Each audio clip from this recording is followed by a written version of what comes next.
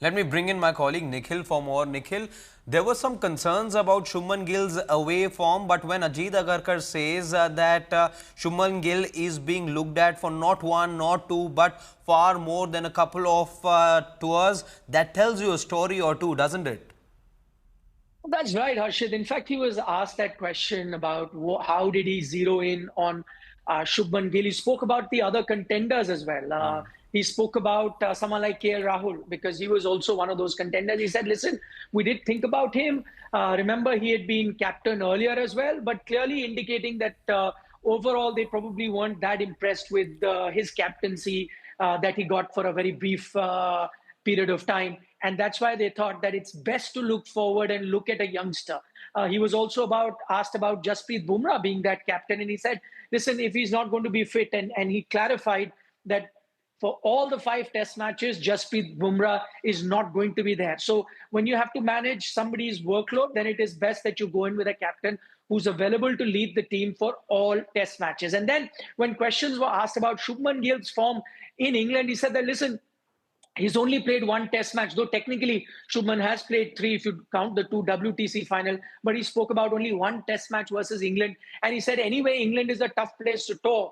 Not many Indian batters will have a great record there. And it's too early to really take a call on Shubman, whether he's good enough to play in foreign conditions or not. He said he's still a youngster. They see potential in him. And that's the word that he used a few times when referring to Shubman Gill. And that's why they have given him the captaincy, because they have this belief in a Shubman Gill that he can be that long-term option. Remember, he's just 25 years of age. He's only played 32 test matches. He's been very good in Indian conditions, one of the highest run getters.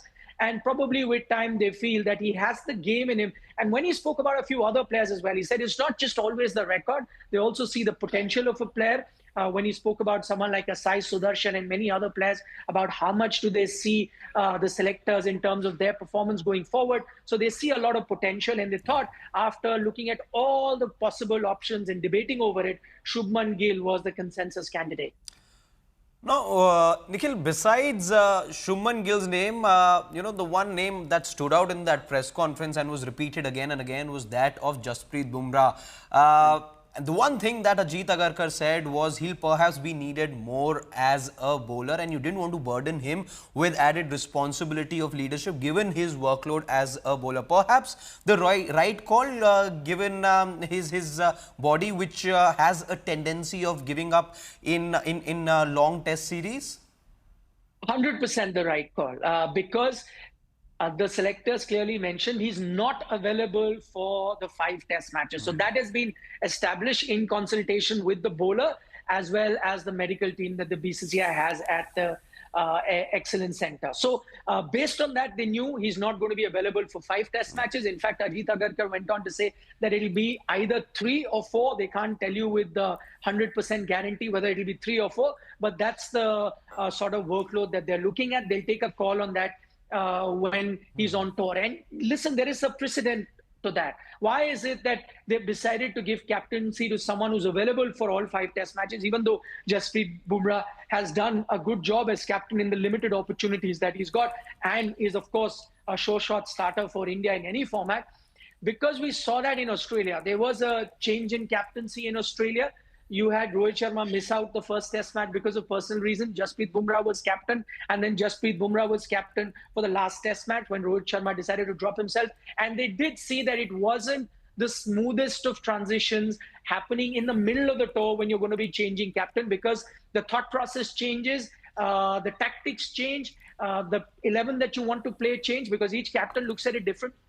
And so it's tough then to have some sort of consistency in terms of your planning, strategy, playing 11 for the entire tour. And I think what they observed in Australia, where you had to look at 2 different captains over a period of 5 test matches for different reasons, I think that's when the selectors made up their mind that this is an arrangement we can't have going forward.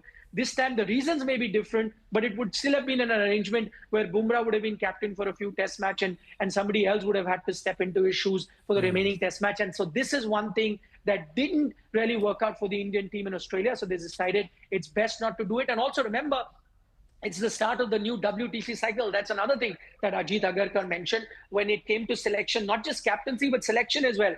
and they thought it's best to look forward, because he was asked about those two senior players in Rohit Sharma, Virat Kohli. So he said best to look forward and go with a captain who can be a long-term option, and that's where they zeroed in on a Shubman Gill.